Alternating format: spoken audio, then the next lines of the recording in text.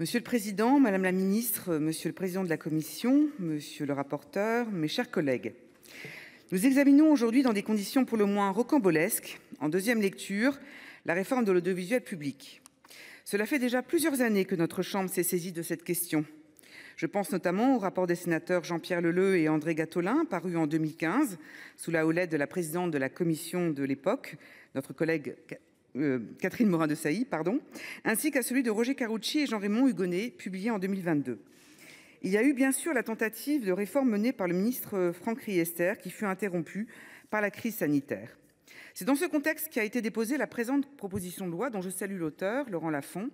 Le Sénat l'a adoptée il y a déjà 2 ans en première lecture, mais son examen à l'Assemblée nationale a tourné court. L'audiovisuel public est aujourd'hui régi par la loi Léotard, qui date de 1986. Depuis l'adoption de cette loi, notre société et nos médias ont fait l'objet de transformations majeures, comme beaucoup d'entre vous l'ont dit avant moi. Que ce soit l'émergence des réseaux sociaux, les smartphones, Internet ou encore les tablettes, la situation a bien changé en l'espace de 40 ans. Il est donc essentiel de nous adapter. Nous le savons tous, le cœur de la réforme était la création d'une holding, France Médias, qui regrouperait France Télévisions, Radio France, France Médias Monde et l'INA.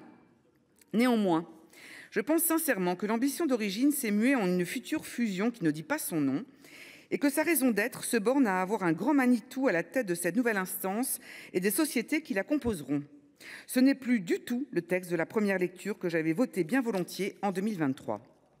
J'ai aujourd'hui une pensée pour leurs dirigeants, Sybille Veil, Delphine Ernotte, Marie-Christine Saragosse et Laurent Vallée, qui ont fait l'objet d'attaques regrettables, alors qu'ils n'ont pas démérité dans leurs fonctions, loin s'en faut, et qui seront sans doute tout bonnement remerciés si ce texte est adopté définitivement. Seule exception, France Médias Monde, qui devait initialement intégrer la holding, pourrait y échapper si les nombreux amendements déposés en ce sens sont adoptés. Nous pouvons nous en réjouir au regard des particularités de cette structure sur le plan international. Dès lors, au regard des évolutions contenues dans le texte, il nous appartiendra de veiller à ce que chacune des composantes de cette nouvelle holding conserve son âme et ses spécificités, en espérant que nous ne reviendrons pas à notre bonne vieille ORTF.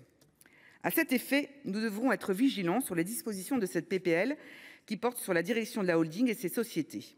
Chacune d'elles doit pouvoir être dotée de responsables qui ne seront pas les simples délégués du PDG de France Médias. Il en va de la richesse de cet audiovisuel public français. Par ailleurs, je n'ai toujours pas compris comment, dans la foulée de la création de cette holding, la gouvernance de France Médias pourrait procéder à des redécoupages en filiales intersociétés, avec les difficultés de fusionner les grilles salariales et les statuts des journalistes et fonctions support, si différents d'une société à l'autre. Et tout cela, sans aucune étude d'impact, faut-il le rappeler. J'ajoute que la présente réforme intervient dans un contexte budgétaire particulier. La suppression de la contribution à l'audiovisuel public en 2022 partait d'un principe louable, bien que je m'y sois vivement opposée pendant la campagne présidentielle. Comme prévu, elle a eu des conséquences non négligeables. La loi organique portant réforme du financement de l'audiovisuel public a permis d'apporter une première réponse, mais est-ce suffisant ? 3 ans après la suppression de la redevance télé, Bercy cherche encore à réaliser des économies. La création de la holding devrait permettre la mutualisation de fonctions support. Selon les estimations de l'Inspection générale des finances, cela pourrait générer 10 millions d'euros de gains par an. Nous le verrons bien. Par ailleurs, je tiens à alerter sur la nécessité de retirer de ce texte les dispositions de l'audiovisuel privé qui doit bénéficier d'une réforme distincte afin de mieux prendre en compte ses spécificités. Le privé et le public font face à des problématiques différentes. Chaque secteur mérite un texte qui y réponde avec efficacité, de façon adaptée. Comme vous pouvez le constater, mon avis et celui de mes collègues du groupe Les Indépendants deviennent de plus en plus mitigés au fur et à mesure de l'avancement de ce texte qui accouche dans la douleur. Et nous attendons nos échanges lors de la discussion des amendements avec intérêt pour éclaircir certains points cruciaux. Je vous remercie.